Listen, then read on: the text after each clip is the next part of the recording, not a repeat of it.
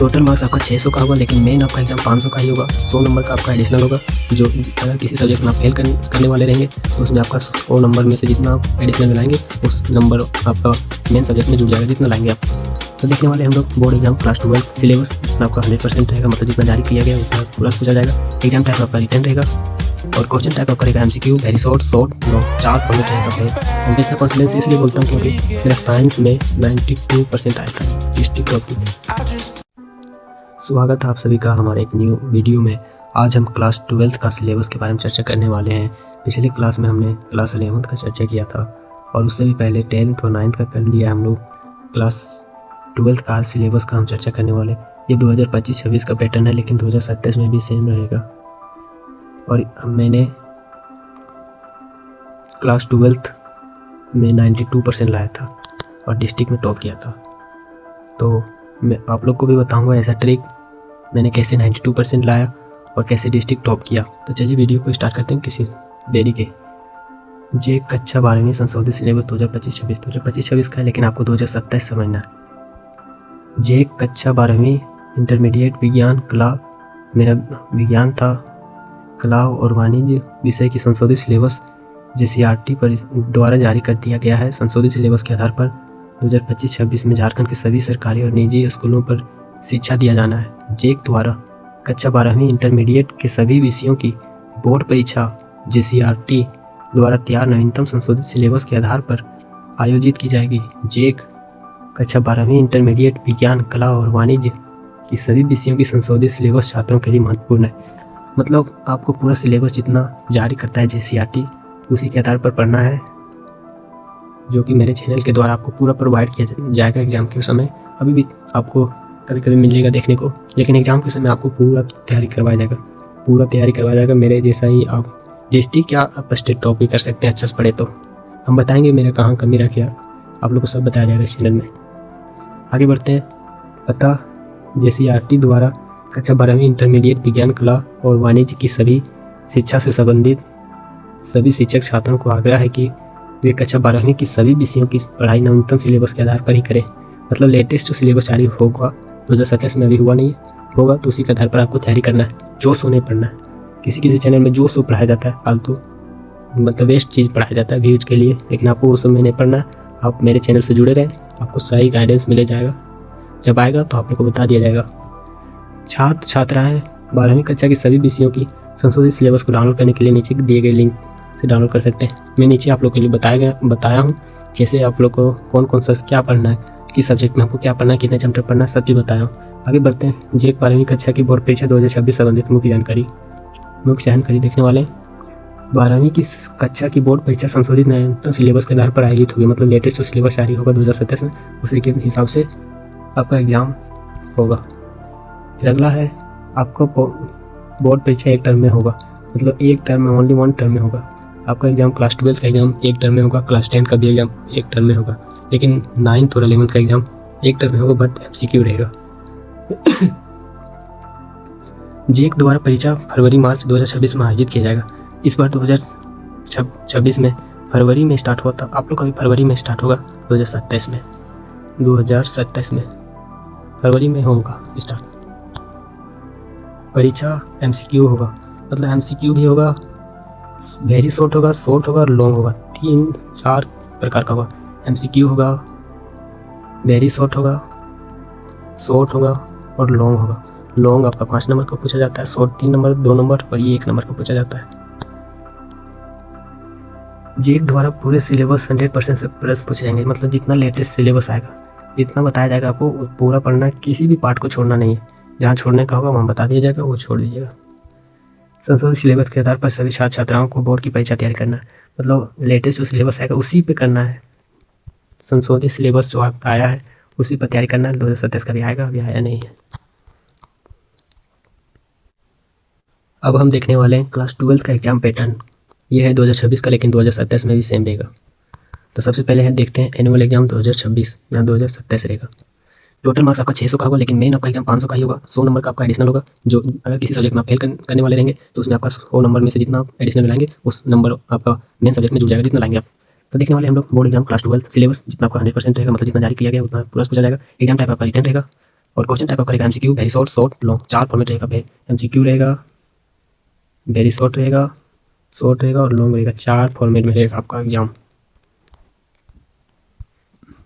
जे द्वारा प्रायोगिक परीक्षा विद्यालय स्तर पर होगी, मतलब 20 नंबर आपको जो दिया जाएगा, 80, किसी में 70 रिटर्न रहता है, किसी में 80 नंबर का रिटर्न रहता है, किसी में 70 नंबर का रिटर्न रहता है। तो इस हिसाब से 20 नंबर का किसी में प्रैक्टिकल मिलता है, किसी में 30 नंबर का प्रैक्टिकल मिलता है। तो इस हिसाब से आपको स्कूल के स्तर पर दिया जाएगा प्रैक्टिकल नंबर। ये सबको मिल जाता है 30 में 30, 29, 30 में 29 मिल जाता है सबको, टेंशन नहीं लीजिए इस पर। जे एक इंटरमीडिएट बोर्ड परीक्षा 2026 पूरे सिलेबस पर होगी, मतलब जितना सिलेबस जारी करता है पूरे पढ़ना है आपको।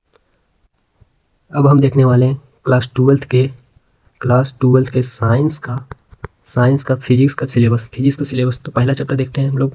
फिजिक्स का पहला चैप्टर आपको पढ़ना है इलेक्ट्रिक चार्ज एंड फील्ड। उसके बाद आप अगला पढ़ना है इलेक्ट्रिक पोटेंशियल एंड कैपेसिटेंस। उसके बाद पढ़ना है आपको करंट इलेक्ट्रिसिटी।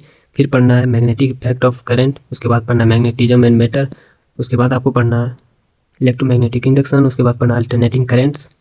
उसके बाद पढ़ना है इलेक्ट्रोमैग्नेटिक वेव्स। उसके बाद पढ़ना है ray optics and optical instrument. उसके बाद पढ़ना है वेव ऑप्टिक्स। उसके बाद फिर आपको पढ़ना है dual nature of matter and radiation. ये बहुत इंटरेस्टिंग चैप्टर है। उसके बाद पढ़ना है एटम्स। उसके बाद पढ़ना है न्यूक्लियाई। उसके बाद पढ़ना है सेमीकंडक्टर।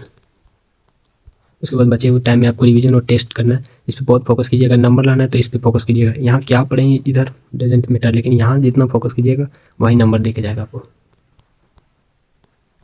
अब हम देखने वाले साइंस का केमिस्ट्री का सिलेबस। पहला चैप्टर है सॉल्यूशन। उसके बाद इलेक्ट्रोकेमिस्ट्री से हर साल 5 नंबर का पूछा जाता है। और ये कौन सा क्वेश्चन पूछा जाता है मैं बताऊंगा। अगर उसको देख लीजिएगा, केवल देख लीजिएगा तो 5 नंबर का आपका फिक्स हो जाएगा। अगला चैप्टर है केमिकल काइनेटिक्स। उसके बाद है D and F block elements. उसके बाद है कोऑर्डिनेशन कंपाउंड। फिर पढ़ना आपको हेलोएरिन, हेलोएल्केन। उसके बाद पढ़ना अल्कोहल, फिनोल ईथर। उसके बाद पढ़ना एल्डिहाइड, कीटोन, कार्बोक्सिलिक एसिड। उसके बाद पढ़ना अमाइंस। उसके बाद पढ़ना बायोमोलिक्यूल्स। उसके बाद रिवीजन और टेस्ट। इस पर बहुत ज़्यादा फोकस करना है आपको। इधर जितना पढ़े वो तो पढ़ना ही है, लेकिन इस पर जितना फोकस कीजिएगा नंबर उतना बढ़ेगा। अगला आपको पढ़ना है मैथमेटिक्स में, साइंस का मैथमेटिक्स में पढ़ना है आपको रिलेशन फंक्शन पहला चैप्टर। उसके बाद इन्वर्स ट्रिगोनोमेट्रिक फंक्शन। यहाँ से मात्र 3 नंबर का पूछा जाता है सब्जेक्टिव, और ऑब्जेक्टिव 2 नंबर का पूछा जाता है मैक्सिमम। मैट्रिक्स पढ़ना आपको, ये 5 नंबर हर साल पूछा जाता है मैट्रिक्स से। कौन सा सवाल पूछा जाता है वो भी मैं बताऊँगा, चैनल में बने रहें। अगला आपका सिलेबस में पढ़ना है डिटर्मिनेंट्स। फिर आपको पढ़ना है कंटिन्यूटी एंड डिफरेंशियबिलिटी। फिर आपको पढ़ना है एप्लीकेशन ऑफ डेरिवेटिव्स। फिर उसके बाद पढ़ना है इंटीग्रल्स। उसके बाद पढ़ना है एप्लीकेशन ऑफ इंटीग्रल्स। उसके बाद पढ़ना है डिफरेंशियल इक्वेशन। फिर पढ़ना है वेक्टर अलजेब्रा। फिर आपको पढ़ना है 3D ज्योमेट्री। उसके बाद पढ़ना है लीनियर प्रोग्रामिंग। यहाँ से 5 नंबर का, हर वर्ष 5 नंबर पूरा एकदम क्या क्या आएगा हम पूरा आपको देंगे। अगर इस चैनल में बने रहे हमेशा लास्ट तक तो आपका 95 प्लस करवा के हम छोड़ेंगे। 90 + 5 नंबर आपको आएगा। फिर आपका अगला है प्रोबेबिलिटी। उसके बाद आपको पढ़ना है रिवीजन टेस्ट। इस पर ज़्यादा फोकस कीजिएगा। मैं इतना कॉन्फिडेंस इसलिए बोलता हूँ क्योंकि मेरा साइंस में 92% आया था, डिस्ट्रिक्ट टॉप की थी। उसके बाद पढ़ना क्लास 12 के बायोलॉजी में sexual reproduction in flowering plants. Next पढ़ना है ह्यूमन रिप्रोडक्शन। उसके बाद पढ़ना रिप्रोडक्टिव हेल्थ। फिर पढ़ना principle of inheritance and variation. उसके बाद पढ़ना मॉलिक्यूलर बेसिस ऑफ इनहेरिटेंस। फिर पढ़ना इवोल्यूशन। उसके बाद पढ़ना ह्यूमन हेल्थ एंड डिजीज। फिर पढ़ना माइक्रोब्स इन ह्यूमन वेलफेयर। उसके बाद पढ़ना बायोटेक्नोलॉजी प्रिंसिपल एंड प्रोसेस। फिर पढ़ना बायोटेक्नोलॉजी इन इट्स एप्लीकेशन। फिर आपको पढ़ना ऑर्गेनिज्म एंड पॉपुलेशन। फिर पढ़ना इकोसिस्टम। फिर पढ़ना बायोडाइवर्सिटी एंड कंजर्वेशन। उसके बाद आपको फोकस करना रिवीजन और टेस्ट पे। अब हम बात करने वाले हैं इंग्लिश कोर के सिलेबस के बारे में। पहले देखने वाले हैं फ्लेमिंगो बुक का द लास्ट लेसन। फ्लेमिंगो का पोइट्री सेशन में है माई मदर एट 66। फिर आपको ग्रामर पोर्शन में देखना नोट मेकिंग और summarising. Note making 5 number, summarising भी शायद 5 नंबर का आता है, तो 5 + 10 नंबर आपका यही हो गया। फिर आपको अगला पढ़ना विस्टास बुक का द थर्ड लेवल। फिर राइटिंग स्किल पर ध्यान देना। राइटिंग स्किल में आपको पढ़ना ऑफिशियल लेटर राइटिंग। फिर आपको पढ़ना नोटिस राइटिंग, आर्टिकल राइटिंग। फिर विस्टास बुक का the tiger king. Flamingo book का लॉस्ट स्प्रिंग। फिर आपको पढ़ना रीडिंग अनसीन पैसेज। उसके बाद नोटिस राइटिंग।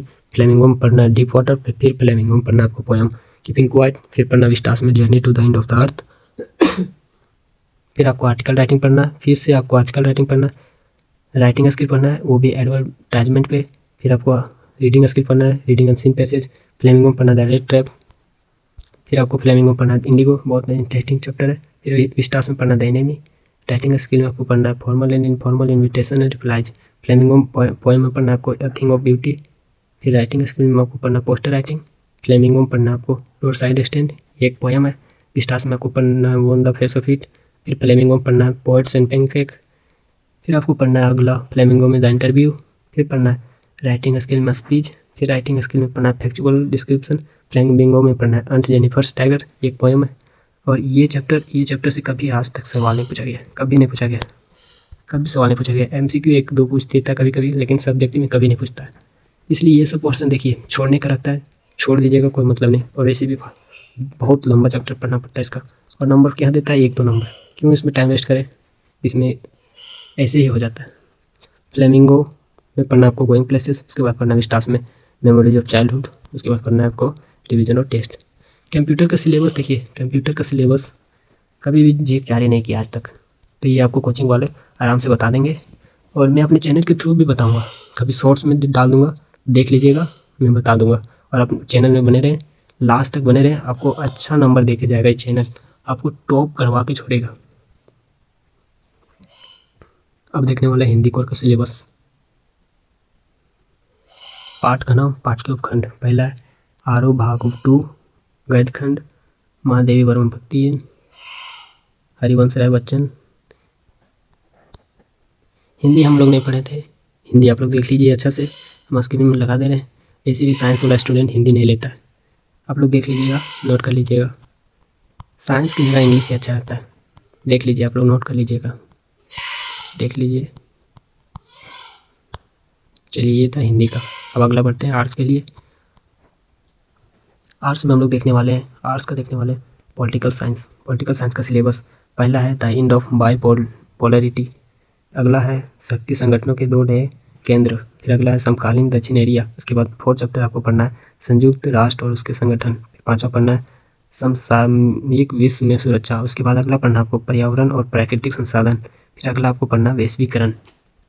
फिर नेक्स्ट आपको पढ़ना है राष्ट्र निर्माण की चुनौतियाँ। उसके बाद पढ़ना है एक दल के प्रभुत्व का दौर, विकास की राजनीति। 4th में पढ़ना आपको भारत के विदेश संबंध। 5वां पढ़ना है कांग्रेस प्रणाली, चुनौतियाँ और पुनर्स्थापना। फिर 6वां पढ़ना है लोकतांत्रिक व्यवस्था का संकार। फिर 7वां पढ़ना है क्षेत्रीय आकांक्षाएं। 8वां पढ़ना है भारतीय राजनीति नए बदलाव।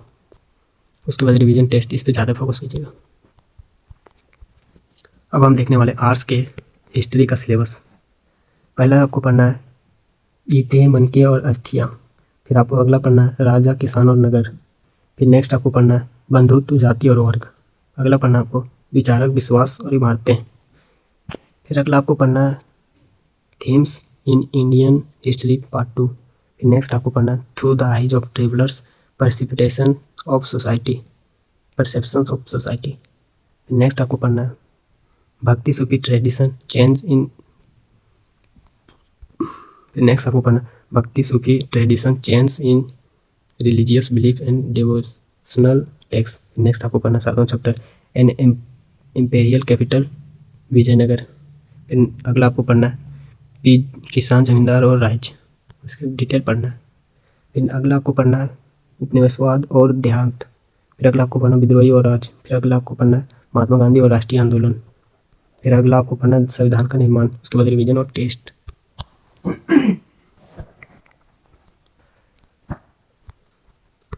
अब हम देखने वाले ज्योग्राफी का सिलेबस, आर्ट्स के ज्योग्राफी का सिलेबस।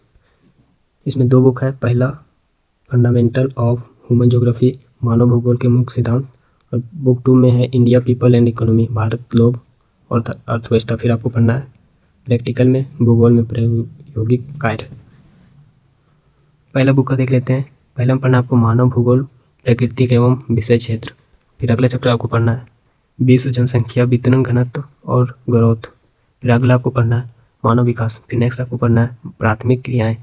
5वां चैप्टर आपको पढ़ना है द्वितीयक क्रियाएं। 6ठा चैप्टर आपको पढ़ना है तृतीयक और चतुर्थ क्रियाकलाप। 7वां चैप्टर आपको पढ़ना है ट्रांसपोर्ट कम्युनिकेशन। उसके बाद 8वां पढ़ना है इंटरनेशनल ट्रेड। फिर आपको पढ़ना है अगला आपका पहला बुक खत्म। उसके बाद रिवीजन करना चैप्टर का, फिर सैम्पल पेपर का प्रैक्टिस कीजिएगा। फिर आपको रिवीजन और टेस्ट करना है।